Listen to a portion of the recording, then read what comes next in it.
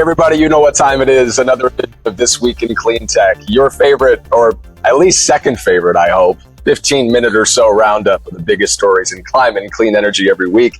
Today is Friday, February 6, 2026. We're recording this on Thursday the 5th, the last day of DTech 2026. I'm coming at you from sunny San Diego, California. If you don't know my voice and face by now, I'm Factor This content director, Paul Gerke, joined as always by my foil Cleantech commentator, Mike Casey of Tigercomm. Mike, how are you on this fine day? I'm good, sir. Why am I your foil? Why aren't I not your co-host or friend? We're each other's foils, because we just like foiling each other. It's like we're jousters. No, young man. see, this is one of the benefits of age, young man. You don't need to have a foil. You can just talk through stories. It's easy, but youth is wasted on youth, and no better example than youthful Brian Mendez cackling his head off before we started taping. He's back in full force. Mm-hmm. All the demands, all the out of control ego, and he texted me. He was furious that I said that we were the Joe Rogan of Cleantech. He was off put and he threatened to quit. The demands from this guy. The demands. Yeah. Funny how he didn't like comparing himself to Joe Rogan. Just not his jam, I guess. Hey guys, we'd like to hear. Go ahead. Sorry. I said I'm not going to tell our listeners the threat he made, but you go ahead. I do want to say this. Yeah. We need to give a listener shout out to Chris Hamilton of GSD Renewables, who said our show is great to listen to on the road and on flights between meetings. Chris, love having you as a listener, friend. I love that compliment, Chris. It is a compliment, but it's pretty close to not being a compliment. If it was like, I really like listening to you in the bathroom when I'm hiding out away from my job, or it's like how far slippery slope do we get with those compliments before it's like, I guess I'm glad you're listening regardless of the context. ITs, Chris, thank you so much for sharing your feedback with us. We love to hear what you guys think about the show. If you got a story you want us to talk about or a one-liner that you want us to deliver, there's no easier way to reach us than our brand new email address, TWIC at Tigercomm with 2Ms.us. All right, Mike, we've got 5 stories this week. No guest on the horn, so you're going to have to get used to you and I yakking. Story number 1, what are we talking about? Bloomberg, China's solar capacity on course to surpass coal this year, baby. Go ahead, This Paul. is the year, 2026. We're turning the corner. I know it was close. A lot of people thought it might happen last year. According to the China Electricity Council, the nation is now on track to source about half of its electricity capacity by solar and wind by the end of the year. Coal share expected to drop to about a third in China. New generating capacity across energy sources estimated to exceed 400 gigawatts this year. That's keeping up with rising electricity demand there and everywhere else. And most of this new capacity is coming from renewables led by solar and wind, which together account for about 300 gigawatts of the increase. Incredible, the scale and speed that they're able to put together there in China. Last year alone, solar accounted for 315 gigawatts of new capacity in the nation. This would actually be a slowdown. Like, your thoughts? Yeah, my thought is, first off, I want to know where all the members of the Village Idiots Conference, annual conference, who gathered all through the teens, China's building a coal plant once every 2 weeks. Where are you now there, dudes? Oh, you're quiet because your reality, your propaganda didn't match reality. But setting that aside, China, the world's top polluter, but the nation is attempting to change that, and it's working. The slowdown you noted reflects a surge last year as developers raced to get subsidies before they would expire. So it's not really a drop-off in demand or a real break from the growth trend. The government also increased power market reforms, upping the competition across all energy sources and lowering electricity prices. This pushed grid investment to a record high last year as well. Paul, story number 2. Story number 2, Catherine Blunt from the Wall Street Journal, titled "Google is spending big to build a lead in the AI energy race." Tell me how much they're spending, Mike. $4.75 billion. That's cool. all? $4.75 billion. Yeah, that's way less than Elon Musk's $1 trillion pay package. It's about what I've lost in Bitcoin in the last 15 minutes. The company plans to spend that much to help find electricity to support the data center build-out. Google recently made a deal to buy Intersect Power, marking the first time a tech giant will own a power company. Intersect Power has $15 billion in assets online or under construction, and it's already working on solar and wind farms specifically to support Google's data centers. Google was the first to make deals to develop advanced nuclear and geothermal plants designed to operate 24/7. It was also the first experiment with reducing data center power use during times of strain on the grid. Paul Gerke, your thoughts? I just want to ask you a simple question before I get into the weeds. Does this make sense to you? Because it makes sense to me. Like, this felt like sort of an inevitable conclusion that eventually these hyperscalers were just going to buy power companies.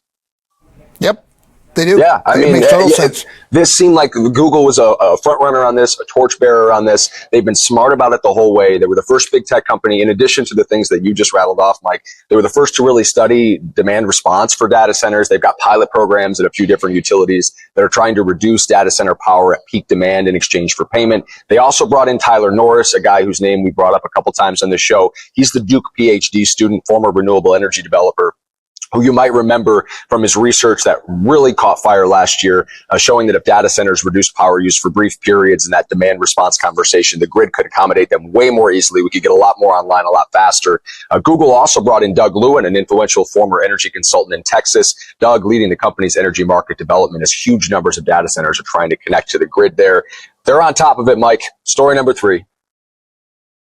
Our third story by Arcelia Martin from Inside Climate News is called Texas Grid Holds Up During the Winter Weather. Man, I'll tell you, Paul Gerke, the good news storm raining all over Cleantech haters this week continues with this story.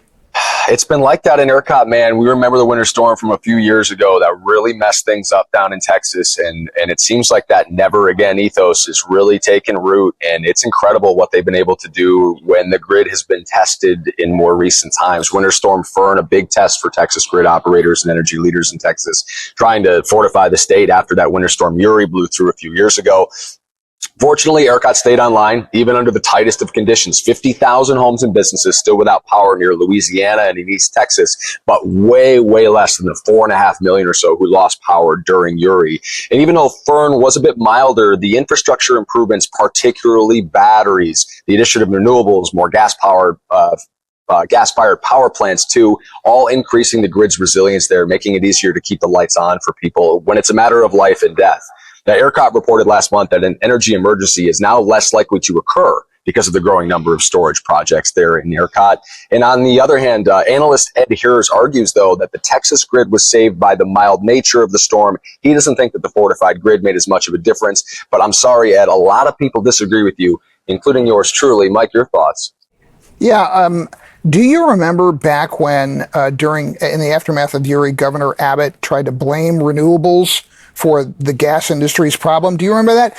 You know, again, we're hearing the crickets. I'm sorry. I hate to be the bearer of facts to the ideology over reality crowd, but there you go. Storage barely existed on ERCOT's system back in 2021, and now it's helping meet demand. Both renewable and fossil plants went offline during Fern, but as more power plants and batteries come online in Texas, we will see a more resilient grid during winter storms.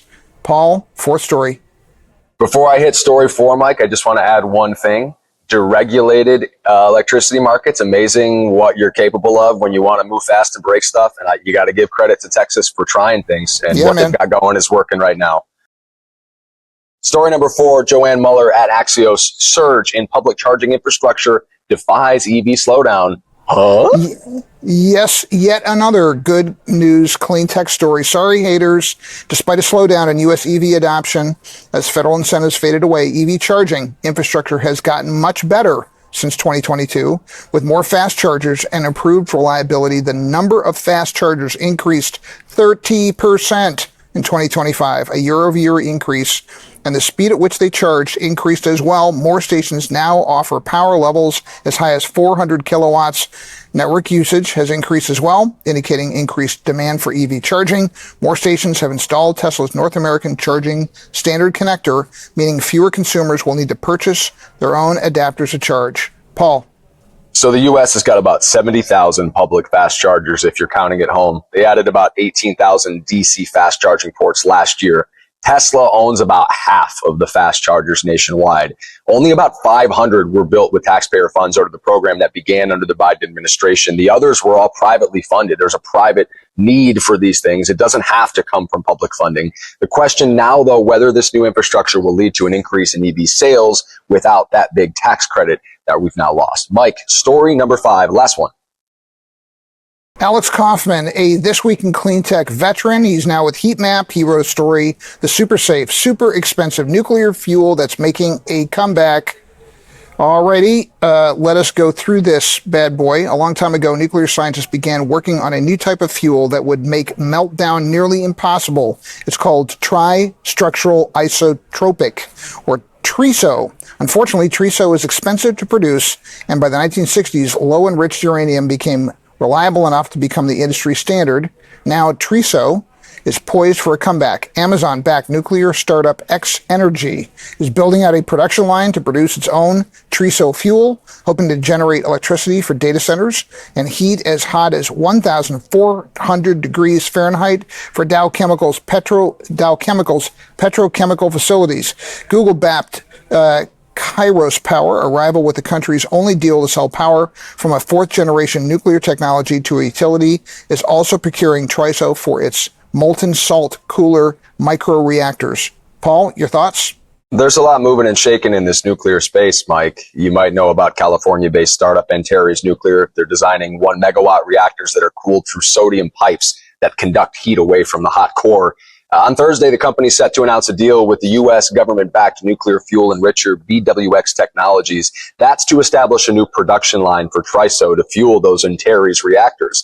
But instead of looking to sell electricity to utilities or server farms, Antares is looking at markets where cost matters less than performance, including space and defense. Get this, Mike, just last month, NASA and the Department of Energy, as you may recall, announced plans to develop a nuclear power plant on the moon. It sounds like evil villain stuff, so I think you should say it that way. So to do that before the end of the decade, on the moon. U.S. military seeking microreactors that can free remote bases and outposts from having to maintain fossil fuel supply chains. You know, running generators on bases is tough. It's expensive. It's dirty. If there was another better way, we want to figure it out. Antares wants both of those contracts if you're keeping track at home. All right, Mike. We are about out of time, sir. We need to wrap, but first we should do our Cleantecher of the week. It feels a little empty when we don't badger a guest and thank them endlessly for joining us and putting up with us. And it's just, I feel like we're missing something, but that's all right, man. It's always great to spend some time with you. And you know what? The Cleantecher of the week is kind of like that ghost guest every single week. Someone not on the show, but someone we're talking about. This week, it's Monika Gerhart, Executive Director at Gulf States Renewable Energy Industries Association. She's championing clean energy benefits and opportunities in a region that's well known for a fossil fuel legacy. Monika orchestrated an event last week where a bunch of businesses and trade associations held panels on several different topics. One of them about how to handle energy demand for those big data centers. Erin Greeson made this nomination. Erin, also a big fan of the show. Shout out to her. She noted to never underestimate Louisianians. Congratulations, Monika Gerhart, this week's Cleantecher of the Week. Want to give a shout out to our terrific producer, Brian Mendez, to Alex Peterson and Claire Quirin for helping us identify this week's stories. Yeah, and putting it all together, man. This is tough when you and I are both on the road and away from home, but you know what? We make the magic happen for the people. Special thanks to all of you, the people, for listening to us and supporting the show. If you like it, please subscribe, leave a little feedback, share a story suggestion, tell us to get lost. We just like to talk to you. You can read all the articles we discussed about this week in the story description. You can also find them in the post on factorthis.com. That's it for us this week. Be good, people. Paul Gerke, this is a record finish at 8 minutes and 53 seconds. This is the fastest This Week in Cleantech episode ever. I hope that the people appreciate that. All right. Talk to you next week.